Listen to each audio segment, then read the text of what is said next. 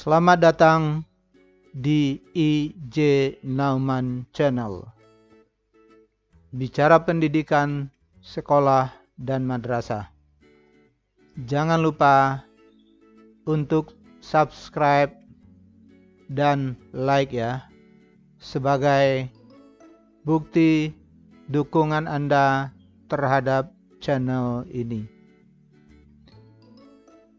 Bapak dan Ibu pencinta pendidikan yang saya hormati, pada kesempatan kali ini saya akan membicarakan gerakan literasi sekolah, dan video ini merupakan video pertama dari 3 video saya tentang gerakan literasi sekolah yang biasa kita singkat dengan GLS. Gerakan literasi sekolah atau GLS merupakan sebuah kegiatan, sebuah program yang dikembangkan oleh Kementerian Pendidikan dan Kebudayaan yang sudah dimulai sejak tahun 2015. Penjelasan saya pada video ini bersumber kepada buku panduan gerakan literasi sekolah yang diterbitkan oleh Kementerian Pendidikan dan Kebudayaan, yang secara khusus adalah tentang panduan atau desain induk gerakan literasi sekolah. Pada kesempatan ini saya ingin mengingatkan kembali bahwa gerakan literasi sekolah secara pelaksanaannya kita melihat dasar hukumnya. Pertama adalah tentang Peraturan Menteri Pendidikan dan Kebudayaan Republik Indonesia nomor 23 tahun 2015 tentang penumbuhan budi pekerti, di mana dalam Permendikbud tersebut salah satu program yang dikembangkan dalam rangka penumbuhan budi pekerti para peserta didik adalah dengan adanya gerakan literasi sekolah. Kemudian Permendikbud nomor 23 tahun 2015 tersebut diperkuat dengan keluarnya Peraturan Presiden Republik Indonesia nomor 87 tahun 2017 tentang penguatan pendidikan karakter atau yang biasa kita singkat dengan PPK. Dalam pertimbangan Perpres nomor 87 tahun 2017 tersebut dinyatakan bahwa dalam rangka mewujudkan bangsa yang berbudaya melalui penguatan nilai-nilai gemar membaca, yang salah satunya adalah kegiatan yang dikembangkan, maka perlu penguatan pendidikan karakter pada poin B. Artinya salah satu kegiatan dalam rangka penguatan pendidikan karakter adalah penguatan nilai-nilai yang berkaitan dengan karakter. Salah satunya adalah karakter gemar membaca.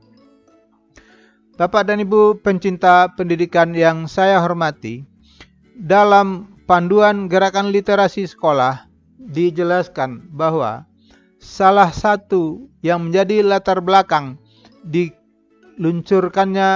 dikembangkannya program gerakan literasi sekolah ini adalah bahwa kemampuan berliterasi, kemampuan literasi peserta didik itu berkaitan erat dengan tuntutan keterampilan membaca. Di kemampuan literasi berkaitan erat dengan kemampuan membaca yang berujung kepada kemampuan memahami informasi secara analitis, kritis, dan efektif. Dan juga praktik pendidikan yang dilaksanakan di sekolah selama ini dianggap atau dinilai belum sepenuhnya memperlihatkan fungsi sekolah sebagai organisasi pembelajaran yang berupaya menjadikan semua warganya menjadi terampil membaca untuk mendukung mereka menjadi pembelajar sepanjang hayat. Beberapa hasil penelitian yang dikembangkan secara internasional juga bisa dijadikan bukti untuk memperkuat sebagai argumen dari pernyataan-pernyataan tadi. Misalnya penelitian dari hasil PISA, hasil-hasil dari penelitian OECD tentang kemampuan literasi dan renumerasi dari peserta didik kita. Misalnya, kita memahami bahwa kemampuan berliterasi peserta didik kita untuk saat ini masih belum sesuai dengan apa yang diharapkan.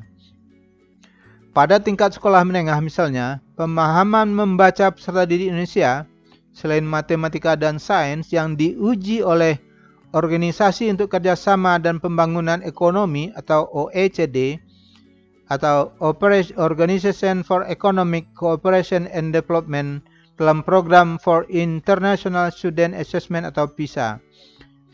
PISA 2019 misalnya menunjukkan bahwa peserta didik Indonesia berada pada peringkat ke-57 dengan skor 396, sementara skor rata-rata OECD adalah 493.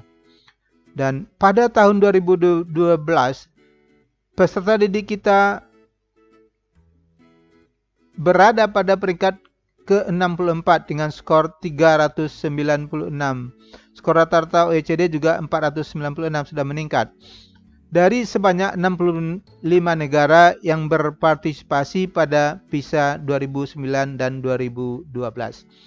Hal ini akan menjadi pendorong yang kuat untuk pemerintah meluncurkan program gerakan literasi sekolah ini.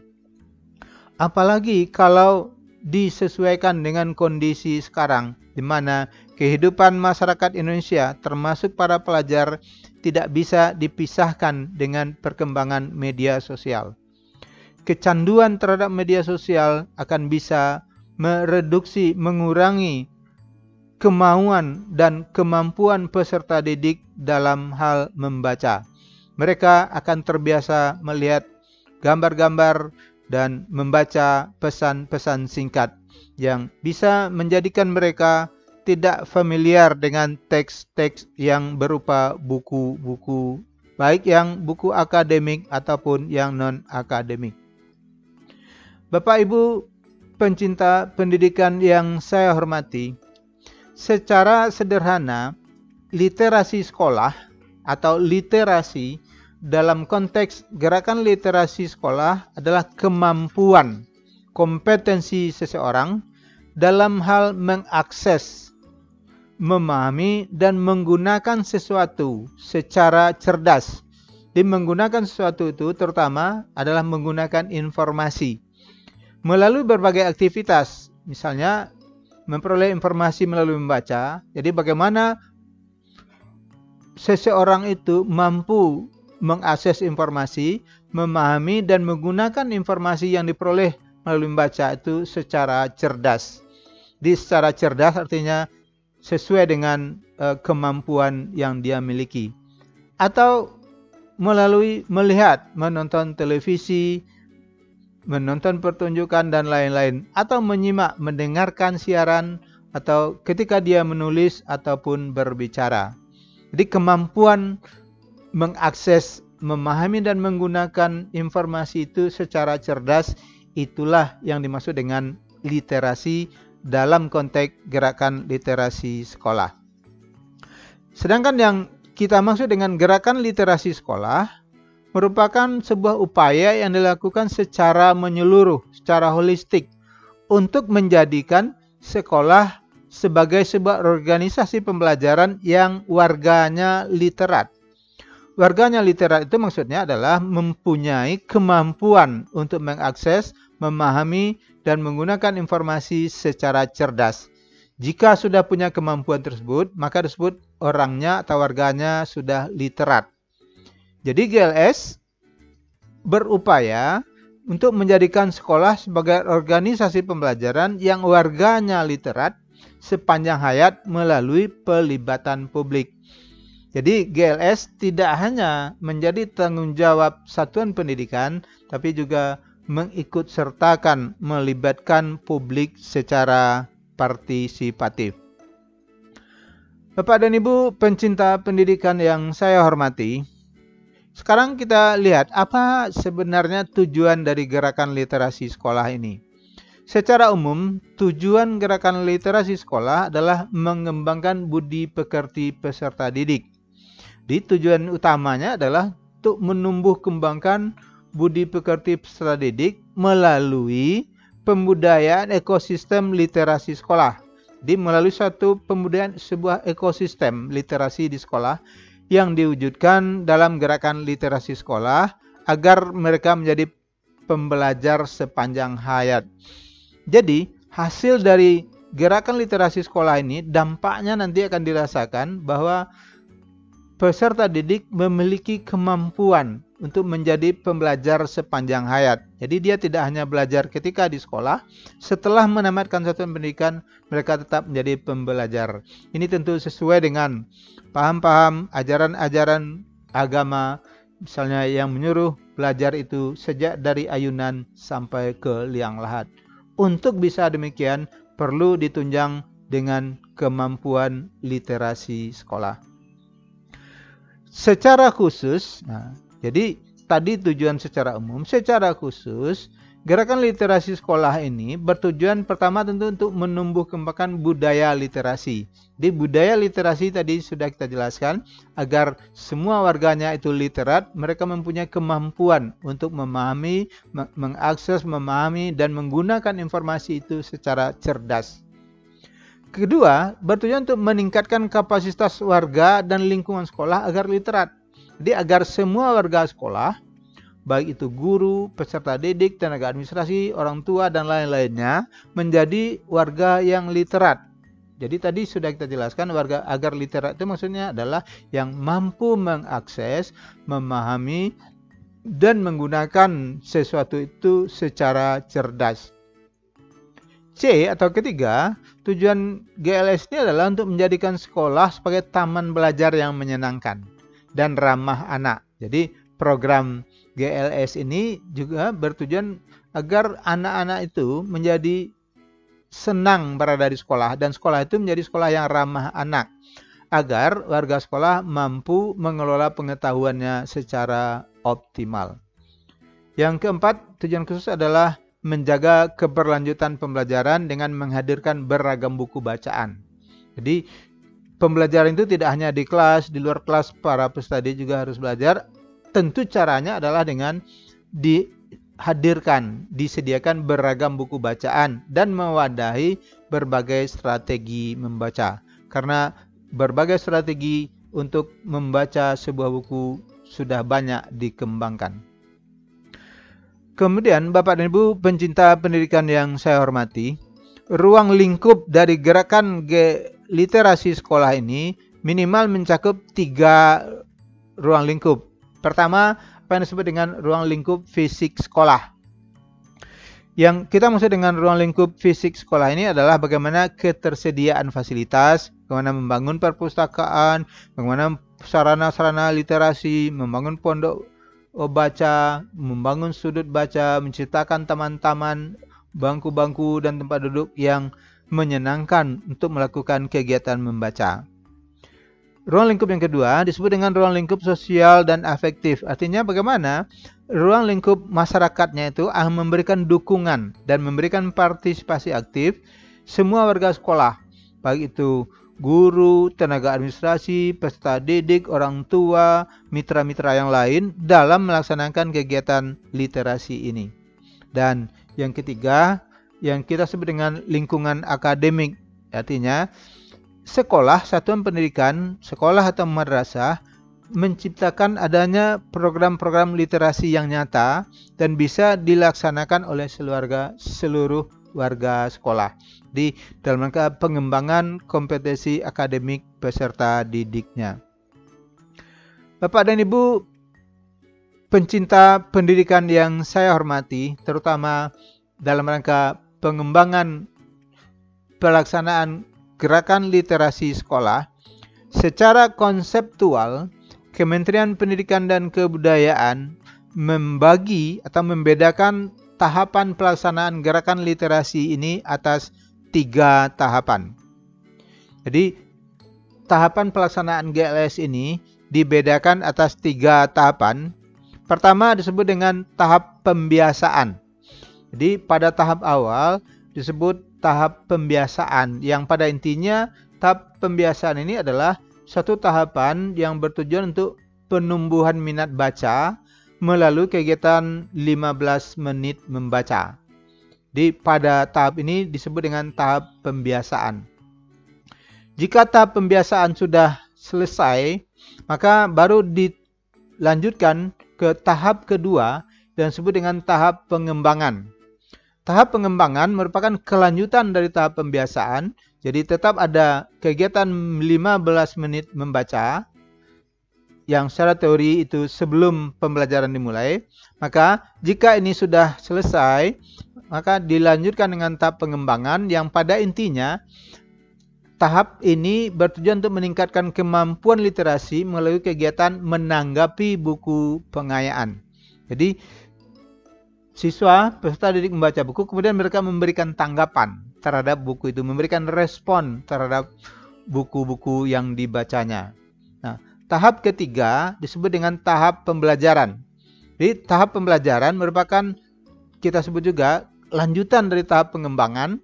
Dia tetap ada membaca 15 menit, tetap ada menanggapi bukunya, kemudian ditingkatkan dengan peningkatan kemampuan literasi di semua mata pelajaran. Mencakup menggunakan buku pengayaan dan strategi membaca di semua mata pelajaran. Jadi hasil akhirnya kegiatan gerakan literasi sekolah ini adalah pada tahap pembelajaran, di mana peserta didik membaca berbagai buku untuk pengayaan materi-materi pelajaran yang diperoleh melalui kegiatan intrakurikulernya. Bapak dan Ibu pencinta pendidikan yang saya hormati, sekarang kita lihat bagaimana pelaksanaan per tahapan tersebut. Dan secara khusus kita akan bicarakan pada video ini berkaitan dengan tahap pembiasaan. Pada tahap pembiasaan, secara sederhana kegiatannya ada 4. Yang pertama 15 menit membaca, yang secara buku panduan ini dianjurkan 15 menit membaca setiap hari. Bisa sebelum pelajaran dimulai, bisa di tengah pembelajaran, artinya setelah istirahat, atau di akhir pembelajaran sebelum peserta didik pulang. Kegiatan keduanya adalah penataan sarana literasi. Jadi selain kegiatan membacanya, juga ada kegiatan penataan sarananya, bagaimana menciptakan perpustakaan, melengkapi buku, menciptakan tempat-tempat membaca yang menyenangkan, dan lain-lain. Dan kegiatan ketiga disebut dengan menciptakan lingkungan yang kaya teks. Artinya bagaimana di satuan pendidikan itu, di sekolah itu, lingkungannya kaya dengan teks. Jadi tidak hanya budaya lisan, tapi jika orang masuk ke pekarangan atau kompleks satuan pendidikan, dia sudah bertemu dengan teks, bagaimana pengumuman, pemberitahuan, informasi dituliskan, disampaikan secara tertulis. Dan kegiatan yang keempat pada tahap pembiasaan ini tentu adalah memilih buku bacaan yang sesuai dengan peserta didiknya. Pak dan Ibu pencinta pendidikan yang saya hormati, sekarang sedangkan pada tahap pengembangan, kegiatannya tetap ada membaca 15 menit, boleh di awal, di pertengahan, ataupun di akhir pembelajaran. Nah, bedanya dengan tahap pembiasaan, pada tahap pengembangan ini ada kegiatan yang disebut dengan menanggapi bacaan secara lisan dan tulisan. Dan ketiga, kegiatannya adalah membaca mandiri untuk kegiatan kurikuler ataupun co-kurikuler. Jadi tanpa ada perintah atau instruksi dari guru, maka siswa melakukan kegiatan membaca mandiri. Dan pada tahap pengembangan ini sebaiknya dilakukan penilaian yang sifatnya non-akademik. Jadi penilaiannya melalui observasi atau pengamatan, tidak dengan melakukan tes atau ujian. Nah, pada tahap pembelajaran, kegiatan utamanya tetap ada 15 menit membaca. Jadi pada GLS ini kegiatan utamanya selalu ada 15 menit membaca. Kegiatan keduanya, pemanfaatan berbagai strategi literasi dalam pembelajaran lintas disiplin. Jadi sudah ada berbagai, diperkenalkan kepada peserta didiknya bagaimana berbagai strategi membaca dan menanggapi dan memahami bacaan. Dan ketiga, pemanfaatan berbagai organizer untuk pemahaman dan produksi berbagai jenis teks. Jadi setelah diberikan berbagai keterampilan membaca dan tidak hanya sekedar reseptif, tapi diharapkan juga berbagai kegiatan produktif yang dihasilkan dari kegiatan gerakan literasi sekolah ini. Bapak dan Ibu pencinta pendidikan yang saya hormati, seperti tadi sudah saya singgung, pada video ini kita akan bicarakan secara khusus kegiatan gerakan literasi sekolah pada tahap pertama yang kita sebut dengan tahap pembiasaan. Pada tahap pembiasaan ini, tujuan yang ingin dicapai yang pertama baru meningkatkan rasa cinta baca di luar jam pelajaran. Jadi bagaimana agar peserta didik itu memiliki kebiasaan membaca di luar jam pelajaran. Jadi tidak hanya membaca buku pelajaran atau buku teks atau materi-materi yang akan diterangkan atau dijelaskan guru, tapi juga ditanamkan cinta baca atau gemar membaca selain buku-buku pelajaran. Kedua, juga bertujuan untuk meningkatkan kemampuan memahami isi bacaan. Dengan bimbingan guru, dengan sering membaca, maka secara otomatis kemampuan siswa memahami isi bacaan akan meningkat. Ketiga, tentu untuk meningkatkan rasa percaya diri sebagai pembaca yang baik. Sebab kadang-kadang ada juga peserta didik yang kurang percaya diri untuk membaca, sering mengeluh. Setelah sekian lama membaca, kok tidak banyak yang bisa dipahami. Dan yang keempat adalah menumbuh kembangkan penggunaan berbagai sumber bacaan. Jadi agar peserta didik itu mampu menggunakan berbagai sumber bacaan, tentunya selain buku-buku pelajaran. Kegiatan membaca ini, jadi pada tahap pembiasaan ini, kegiatan membaca perlu didukung oleh penumbuhan iklim literasi sekolah yang baik. Artinya dalam tahap ini, iklim literasi sekolah diarahkan pada pengadaan pengembangan lingkungan fisik. Jadi perlu pengembangan lingkungan fisik seperti pengadaan buku-buku non-pelajaran, bisa berupa novel, kumpulan cerpen, buku ilmiah populer, majalah, komik, dan sebagainya. Bisa juga dengan membangun sudut baca di kelas, artinya membangun perpustakaan kelas. Bagaimana setiap kelas itu punya sejumlah koleksi buku dan bisa dibaca oleh peserta didik di luar jam pelajaran. Dan juga diharapkan adanya semacam poster-poster, imbauan-imbauan tentang motivasi kepada peserta didik yang menanamkan pentingnya membaca. Jadi bagaimana agar membaca menjadi sebuah habit, menjadi sebuah kebiasaan bagi peserta didik. Ini merupakan tujuan dari tahap pembiasaan. Nah, sekarang kita lihat bagaimana prinsip-prinsip pelaksanaan gerakan literasi sekolah pada tahap pembiasaan. Pertama, jelas satuan pendidikan atau sekolah menetapkan waktu 15 menit membaca setiap hari. Jadi, setiap hari itu ada jadwal di luar jam pelajaran yang disediakan kepada peserta didik untuk membaca. Ya. Waktu 15 menit itu ada yang sebaiknya tertuang dalam daftar pelajaran dan pelaksanaannya mungkin diberi kode-kode tertentu melalui lonceng atau bel yang ada di sekolah. Kegiatan 15 menit membaca setiap hari ini bisa di awal pelajaran atau sebelum memulai pelajaran, atau bisa di tengah pelajaran, misalnya setelah masuk istirahat, atau bisa juga di akhir pelajaran di sekolah sebelum pulang. Siswa disuruh membaca 15 menit.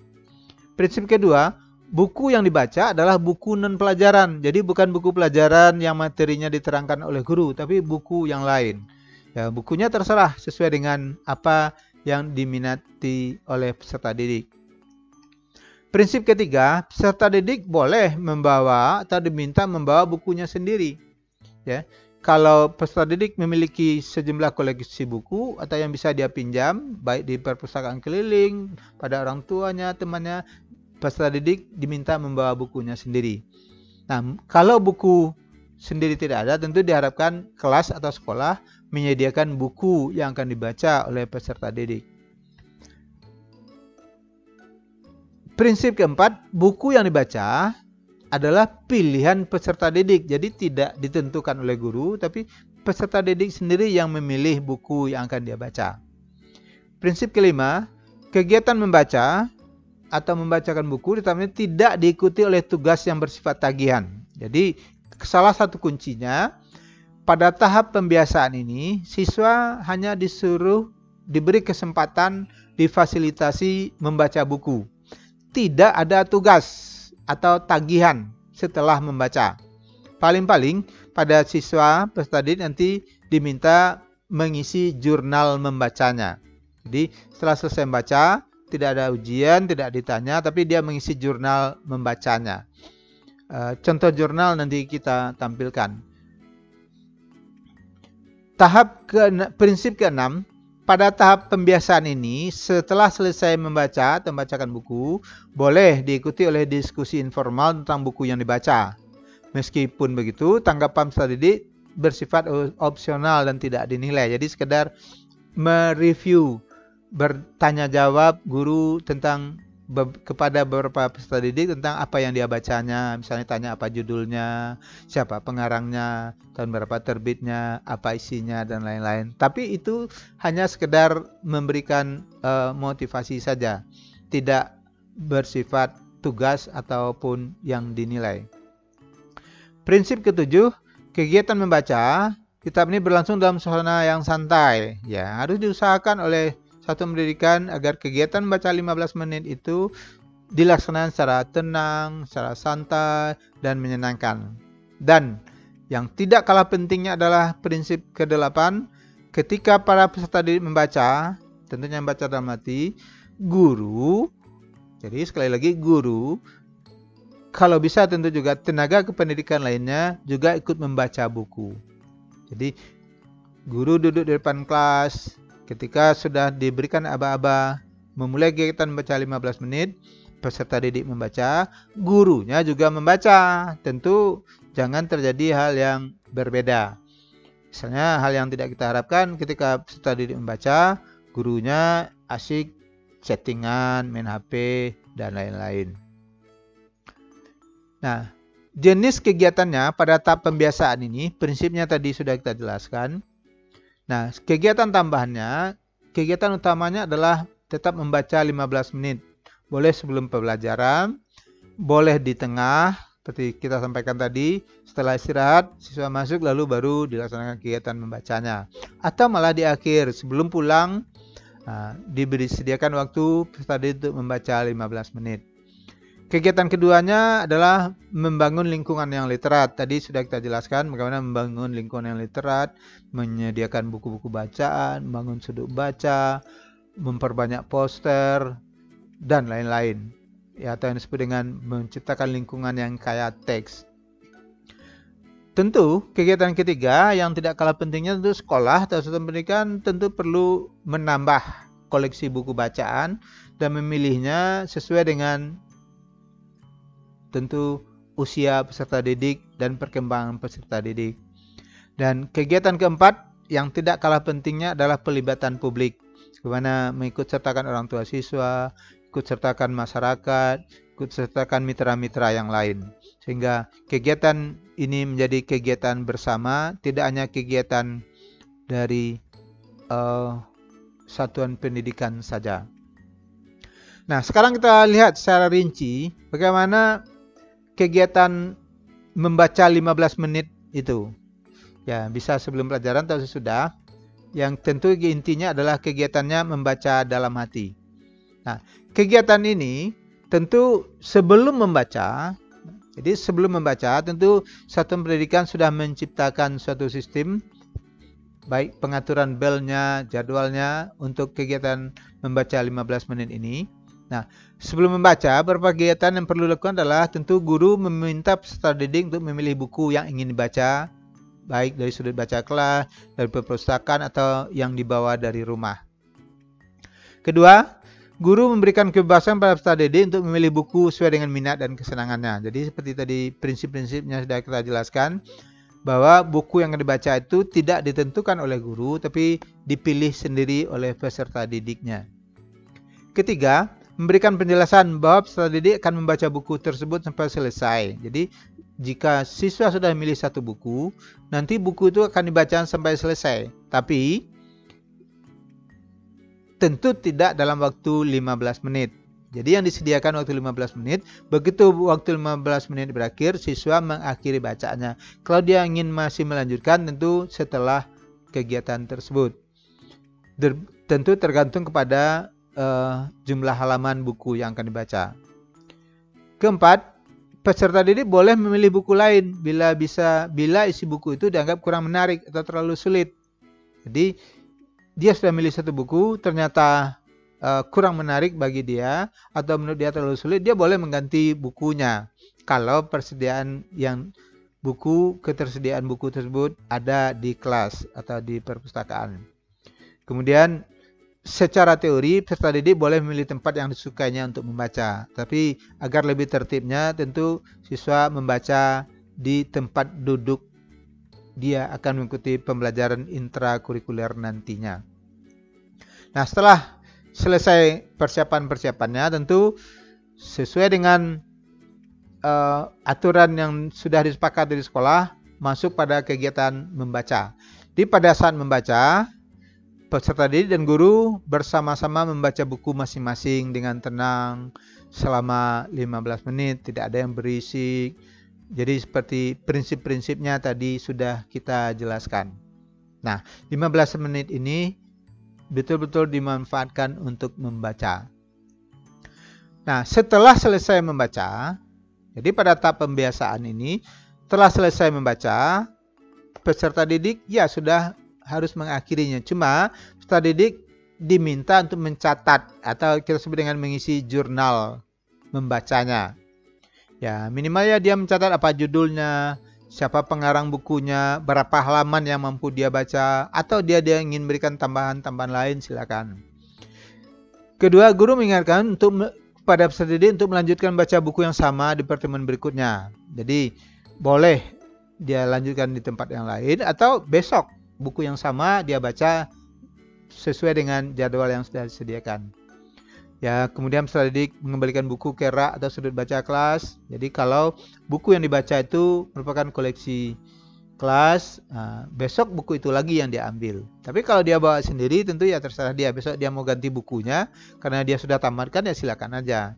Keempat, guru langsung melanjutkan pelajaran hari itu. Jadi yang membimbing membaca 15 menit itu adalah guru yang akan mengajar pada jam pelajaran sesudah membaca 15 menit.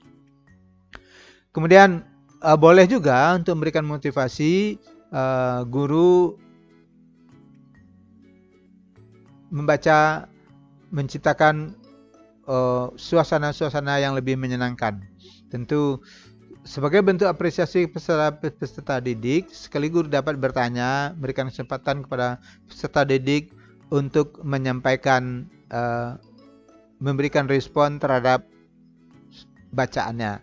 Misalnya dia menyampaikan apa judul bukunya, siapa pengarangnya, apakah menarik, bagian mana yang menarik, dan lain-lain.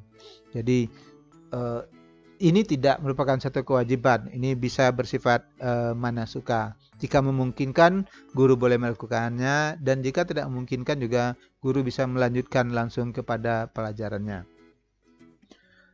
Baik, Bapak dan Ibu pencinta pendidikan yang saya hormati, pada tahap pembiasaan ini kita berharap siswa itu memiliki apa yang kita sebut dengan jurnal membaca. Jurnal membaca ini bisa berupa buku, atau akan lebih bagus kalau sekolah menyediakannya, atau bisa berupa lembaran-lembaran yang disiapkan oleh sekolah. Nah, minimal pada jurnal itu mau pakai nomor boleh, yang penting siswa mencatat hari atau tanggal dia membaca, apa judul bukunya, apa pengarangnya, lalu yang mampu dia baca itu halaman berapa sampai halaman berapa saja. Nah, otomatis nanti jika sudah terbiasa membaca, kemampuan membaca, kecepatan membaca peserta didik otomatis akan meningkat walaupun tidak diajarkan bagaimana meningkatkan kecepatan membaca. Dan format ini hanya sebagai satu tawaran. Bisa dikembangkan lagi, bisa ditambah dan lain-lain. Baik, Bapak dan Ibu yang saya hormati, selain membaca 15 menit, pada tahap pembiasaan ini juga dianjurkan sekolah atau satuan pendidikan atau madrasah mengembangkan lingkungan yang literat. Jadi yang kita maksud dengan mengembangkan lingkungan yang literat itu adalah lingkungan yang mendukung kemampuan membaca warganya. Misalnya dengan membangun pojok atau sudut baca. Artinya jika ada ruangan-ruangan, area-area di satu pendidikan di sekolah madrasah itu dibuat gazebo-gazebo yang disediakan tempat duduk dan meja yang bisa peserta didik duduk-duduk di sana sambil membaca. Kegiatan yang lainnya bisa juga adalah dengan menciptakan perpustakaan kelas, di mana mungkin di bagian belakang disediakan rak-rak buku, disediakan sejumlah koleksi yang disimpan di rak-rak tersebut, sehingga ketika siswa akan membaca, dia bisa mengambil atau memilih buku yang tersedia di rak tersebut. Tentu diharapkan bahwa perpustakaan kelas atau rak-rak buku yang ada di kelas itu terjamin keamanannya, yang bisa dibuka, diakses oleh peserta didik pada jam-jam pelajaran.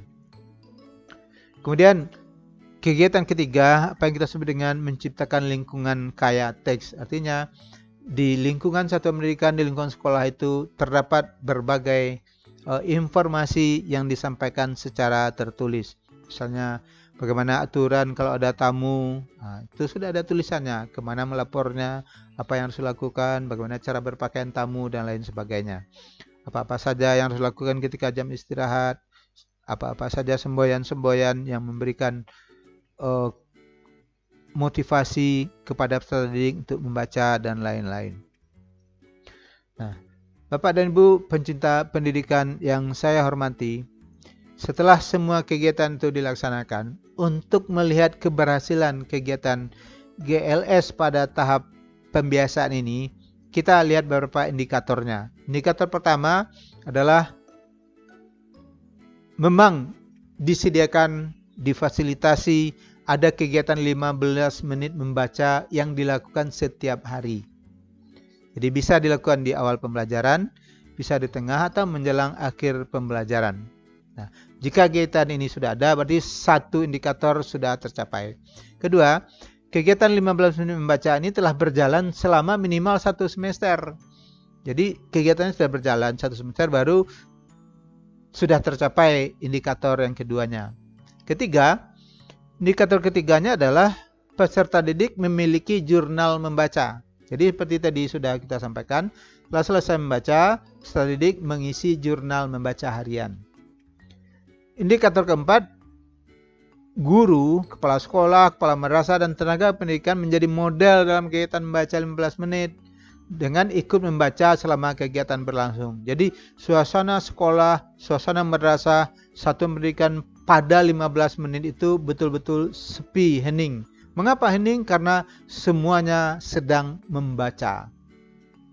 Indikator kelima, ada perpustakaan kelas, ada sudut baca, ada pojok baca, ada area baca yang nyaman dengan koleksi buku non pelajaran yang tersedia di lingkungan satuan pendidikan atau di sekolah tersebut.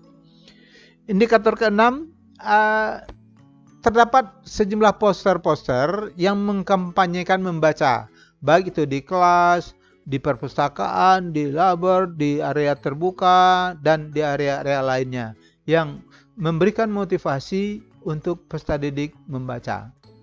Indikator ketujuh, ada bahan kaya teks yang terpampang di lingkungan sekolah, di kelas, di gerbang, di kebun, dan lain-lain. Pokoknya satuan pendidikan lingkungan sekolah menjadi lingkungan yang kaya teks. Banyak informasi penting disampaikan terlebih dahulu secara tertulis.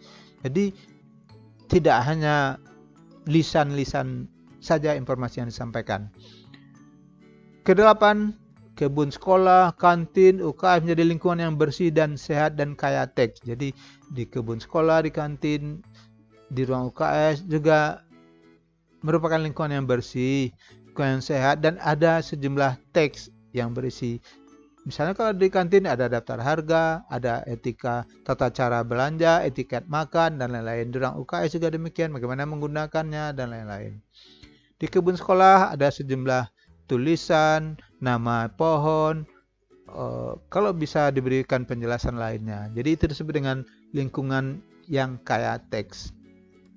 Ke-10, sekolah berupaya melibatkan publik. Jadi adanya keterlibatan selain guru, tenaga pendidikan, dan unsur lainnya. Jadi dengan keterlibatan orang tua siswa, alumni, elemen masyarakat untuk mengembangkan kegiatan literasi sekolah. Keterlibatan publik itu bisa bermacam-macam, bisa nyumbang buku, bisa mendorong anaknya, bisa menyediakan membantu membangun pojok baca, dan lain-lain. Dan 11, yang sangat penting, kepala sekolah dan jajarannya punya komitmen tinggi untuk melaksanakan gerakan literasi sekolah ini. Sehingga kalau kepala sekolahnya punya komitmen, tentu akan terlihat dalam berbagai kegiatannya. Baiklah Bapak dan Ibu pencinta pendidikan yang saya hormati, demikian tadi sudah saya jelaskan tentang gerakan literasi sekolah secara umum dan bagaimana pelaksanaannya pada tahap pembiasaan. Sedangkan bagaimana pelaksanaan GLS pada tahap pengembangan dan tahap pembelajaran akan saya sampaikan pada video berikutnya. Begitu juga tentang bagaimana teknik-teknik membaca dan pengayaan dan interaksi dengan teks itu akan disampaikan pada video-video berikutnya. Dan sebelum menutup ini, saya ingin mengajak kita semua untuk melakukan introspeksi diri, mengajukan pertanyaan. Kalau sekolah kita, apakah sekolah atau madrasah kita ini sudah melaksanakan gerakan literasi sekolah sesuai dengan panduan tersebut? Jika sudah, tentu kita senang, dan jika belum, mari kita pelajari lagi panduan ini dan kita berupaya melaksanakan gerakan literasi sekolah sesuai dengan panduan yang diterbitkan oleh Kementerian Pendidikan dan Kebudayaan. Tentu sekolah atau madrasah silakan saja melakukan improvisasi, melakukan berbagai kreativitas untuk mengembangkan kegiatan ini, tentu dengan tidak mengabaikan kegiatan-kegiatan pokok yang dianjurkan dalam panduan ini. Bapak dan Ibu pencinta pendidikan yang saya hormati, demikianlah pembicaraan kita kali ini tentang gerakan literasi sekolah. Saya juga ingin mengingatkan bahwa terdapat banyak video saya yang berbicara tentang pendidikan, tentang sekolah, tentang madrasah, dan lain-lain. Ada sejumlah video tentang akreditasi sekolah, ada sejumlah video tentang kurikulum merdeka, terdapat banyak video saya tentang proyek penguatan profil pelajar Pancasila, ada juga video tentang Olimpiade Penelitian Siswa. Jika Bapak dan Ibu membutuhkan informasi-informasi tentang materi-materi yang saya sebutkan tadi, silakan dicari pada YouTube Anda, silakan klik IJ Nauman Channel. Dan saya berharap sebagai penghargaan Bapak dan Ibu untuk mensupport video-video ini, jangan lupa untuk memberikan subscribe, like, ataupun memberikan komentar. Atas support dukungan dari Bapak dan Ibu, saya ucapkan terima kasih. Salam dari saya, Indra Jaya Nauman.